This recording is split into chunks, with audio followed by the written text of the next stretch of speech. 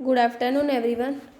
હવે એમપીસીએમાં આપણે આગળના લેક્ચરમાં જોયું હતું મેમરી ઇન્ટરફેસિંગ કેવી રીતે કરવું, તેની જરૂરિયાત શું છે અને તે કઈ રીતે થાય છે, જે ઘણી બધી વાર એક્ઝામમાં પૂછાઈ ગયું છે. તો આજે આપણે એ સ્ટાર્ટ કરીશું. અને હવે આજનો ટૉપિક છે ડેટા ટ્રાન્સફર પદ્ધતિ, ડેટા ટ્રાન્સફર સ્કીમ, જે ઘણી બધી વાર જીટીઓમાં પૂછાઈ ગયેલું છે, તો ધ્યાનથી કરવું. હવે જ્યારે પણ માઇક્રોપ્રોસેસર સિસ્ટમ જે હોય છે તેમાં મેમરી, માઇક્રોપ્રોસેસર અને ઇનપુટ આઉટપુટ ડિવાઇસ તેમજ મેમરી અને ઇનપુટ આઉટપુટ ડિવાઇસ વચ્ચે ડેટા ટ્રાન્સફર થાય છે. હવે ડેટા જે હોય છે એ સારી વચ્ચે ટ્રાન્સફર થાય છે. માઇક્રોપ્રોસેસર, મેમરી, ઇનપુટ ડિવાઇસ,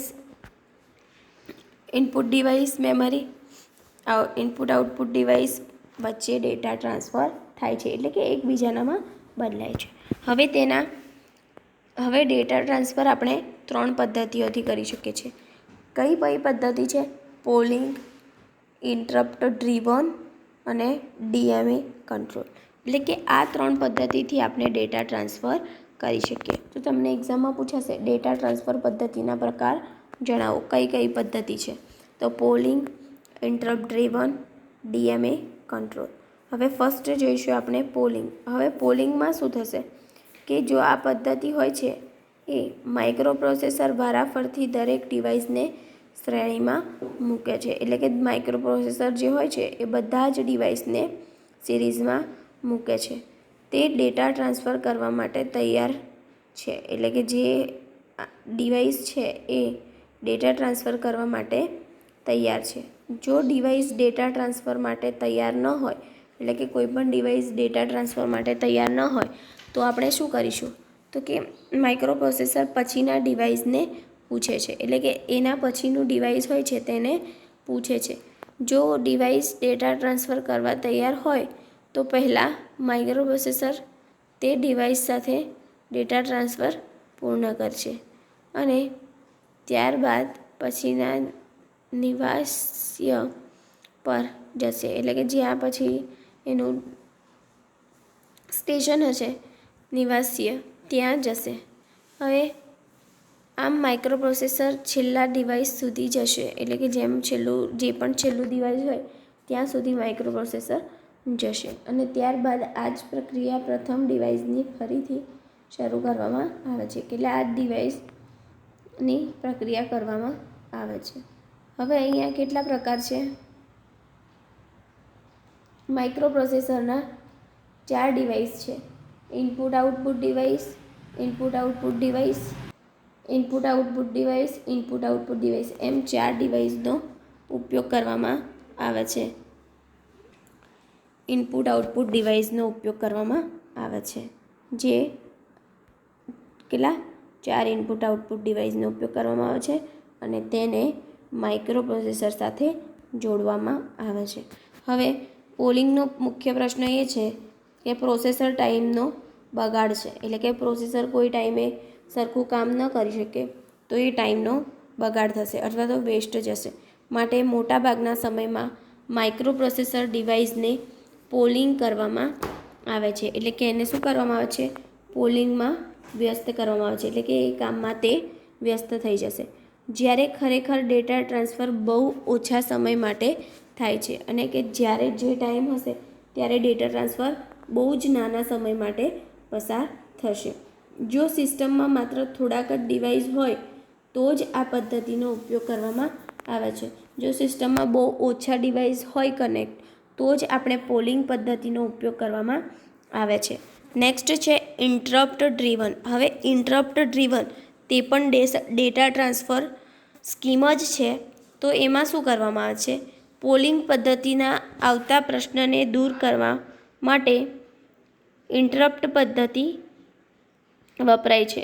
એટલે કે પોલિંગ પદ્ધતિ જે હોય છે એમાં કંઈ પણ પ્રોબ્લેમ સોલ્વ ના થતો હોય તો એને સોલ્વ કરવા માટે ઇન્ટરપ્ટ પદ્ધતિ વપરાય છે.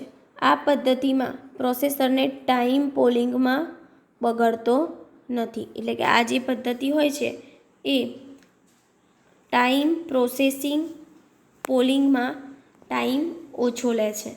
જ્યારે ડિવાઇસ ડેટા ટ્રાન્સફર કરવા તૈયાર હોય ત્યારે ડિવાઇસ પોતે જ માઇક્રોપ્રોસેસરને ડેટા શરૂ કરવા માટે ઇન્ટરપ્ટ સિગ્નલ મોકલે છે. એટલે કે જ્યારે કોઈ પણ ડિવાઇસ સેટ હોય, નક્કી હોય ડેટા ટ્રાન્સફર કરવા માટે, ત્યારે જ એ ડિવાઇસ ઇન્ટરપ્ટ સિગ્નલ મોકલી દે છે. હવે ડિવાઇસ જે પણ ડિવાઇસ છે તેને માઇક્રોપ્રોસેસરને તેની આઈએનટી પિન પર ઇન્ટરપ્ટ સિગ્નલ મોકલે છે. એટલે કે માઇક્રો કંટ્રોલર પણ શેના પર સિગ્નલ મોકલે છે? આઈએનટી પિન પર સિગ્નલ મોકલે છે. એકવાર ઇન્ટરપ્ટ સિગ્નલ આવે એટલે માઇક્રોપ્રોસેસર હાલનું કાર્ય મુલતવી રાખે છે. એટલે કે જો ઇન્ટરપ્ટ સિગ્નલ આવી જાય તો માઇક્રોપ્રોસેસર જે હાલમાં કાર્ય કરતું હોય એને બંધ કરી દે છે અને સ્ટેટસ શું કરશે? સેવ કરી દેશે. અને ખાસ સબરૂટીન કે આઈએસઆર એટલે કે ઇન્ટરપ્ટ સર્વિસ રૂટીન તરીકે ઓળખાય છે. એટલે કે આ જે સિગ્નલ હોય છે હાલમાં જે મુલતવી રાખે છે ઇન્ટરપ્ટ સિગ્નલના દ્વારા, તો એને આપણે આઈએસઆર એટલે કે ઇન્ટરપ્ટ સર્વિસ રૂટીન તરીકે ઓળખવામાં આવે છે. તેના પર જમ્પ કરશે એટલે કે કૂદશે જે વિનંતી કરનાર ડિવાઇસ સાથે ઇનપુટ આઉટપુટ ઇન્સ્ટ્રક્શનના ઉપયોગથી ડેટા શું કરશે? ટ્રાન્સફર કરે છે. હવે એકવાર ડેટા ટ્રાન્સફર પતી જાય પછી માઇક્રોપ્રોસેસર પોતાનું મૂળ કાર્ય ફરીથી ચાલુ કરે છે. એટલે કે એકવાર જે ડેટા ટ્રાન્સફરનું પ્રોસેસર જે કામ કરતું હોય એ પતી જાય ત્યાર પછી તે મૂળ કાર્ય પર પહોંચી જાય છે. અહીંયા છે આ પદ્ધતિનો સૌથી મોટો ફાયદો એ છે કે તેમાં માઇક્રોપ્રોસેસરને ડિવાઇસ પોલિંગ માટે કોઈ સમય બગાડતો નથી. એટલે કે ટાઈમ બગાડતો નથી. આ પદ્ધતિમાં ઇનપુટ આઉટપુટ ઇન્ટરપ્ટ વપરાતી હોવાથી તેનો ઉપયોગ માત્ર પોલ બાઇટ પૂરતો જ હોય છે. એટલે કે એનો ઉપયોગ શા માટે થશે? પોલ બાઇટ માટે જ થશે. સામાન્ય રીતે આ પદ્ધતિનો ઉપયોગ માઇક્રોપ્રોસેસર દ્વારા ઇનપુટ આઉટપુટ ડિવાઇસને થોડી ઇનિશિયલાઇઝેશન કરવા માટે બાઇટોને મોકલવા માઇક્રોપ્રોસેસર દ્વારા આ સિસ્ટમનો ઉપયોગ થાય છે અને તેમાંથી ધીરે ધીરે ડેટા ટ્રાન્સફર થાય છે. હવે લાસ્ટ છે ડીએમએ કંટ્રોલ. તો ડીએમએ કંટ્રોલનો ફૂલ ફોર્મ છે direct memory access controller. Direct memory access controller. તો હવે અહીંયા શું થશે? આ પદ્ધતિ જે કોઈ પદ્ધતિ છે એ સામાન્ય રીતે ઝડપી ડેટા ટ્રાન્સફર કરવા માટે વપરાય છે. એટલે કે ઝડપથી ડેટા ટ્રાન્સફર કરવું હોય તો ડીએમએ કંટ્રોલનો ઉપયોગ કરવામાં આવે છે. હવે એક્ઝામ્પલ તરીકે ગૌણ સ્ટોરેજ ડિવાઇસ જેવો કે ફ્લોપી અથવા તો હાર્ડ ડિસ્ક અથવા તો મેમરી વચ્ચે ડેટા ટ્રાન્સફર કરવો હોય તો દરેક ઇન્સ્ટ્રક્શનને ફેચ કરી, એટલે કે દરેક જે પણ ઇન્સ્ટ્રક્શન હોય એને શું કરવાનું? ફેચ એટલે કે કનેક્ટ કરી અને એક્ઝિક્યુટ કરતી વખતે તે ધીમી પડી જાય છે, એટલે કે સ્લો થઈ જાય છે. હવે ડીએમએ એટલે કે ડાયરેક્ટ મેમરી એક્સેસ પદ્ધતિમાં માઇક્રોપ્રોસેસર બધી જ જે બસો હોય છે એનો સંપૂર્ણ કંટ્રોલ ખાસ કરીને, એટલે કે બસનો કંટ્રોલ કોણ કરે છે? ખાસ કરીને ડીએમએ કંટ્રોલને સોંપી દેવામાં આવે છે. Address bus, data bus, control bus એ બધી જ બસોનો કંટ્રોલ કોને સોંપી દેવામાં આવે છે? ડીએમએને સોંપી દેવામાં આવે છે. હવે આ જે ડિવાઇસ છે તેને મેમરી અથવા તો પેરિફરલ વચ્ચે ડેટા ટ્રાન્સફરનું સંચાલન કરે છે. એટલે કે આ શું કરે છે? ડેટા ટ્રાન્સફર કરે છે. આવા ડેટા ટ્રાન્સફર દરમિયાન માઇક્રોપ્રોસેસર કશું કાર્ય કરતું નથી. એટલે કે કોઈ પણ ડેટા ટ્રાન્સફર કરવાનું હોય તે દરમિયાન કોઈ પણ કાર્ય કરતું નથી. આ પદ્ધતિમાં બે સિગ્નલનો હોલ્ડ અને હેલ્ડ વપરાય છે. એટલે કે આવું જે ડેટા ફેચ અને ડીકોડ બે કરવાનું હોય ત્યારે હોલ્ડ અને હેલ્ડ વપરાય છે. હોલ્ડનો ઉપયોગ ડીએમએ કંટ્રોલર દ્વારા માઇક્રોપ્રોસેસરને વિનંતી એટલે કે રિક્વેસ્ટ મોકલવા અને હેલ્ડનો ઉપયોગ ડીએમએને એકનોલોજમેન્ટ મોકલવા માટે વપરાય છે.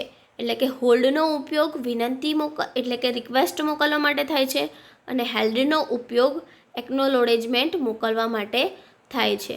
એકવાર ડીએમએ કંટ્રોલ